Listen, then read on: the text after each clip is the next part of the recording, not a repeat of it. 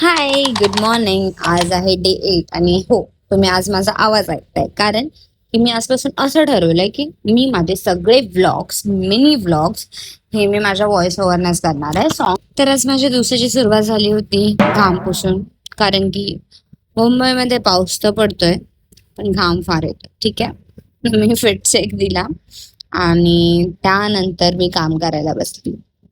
काम करत होती.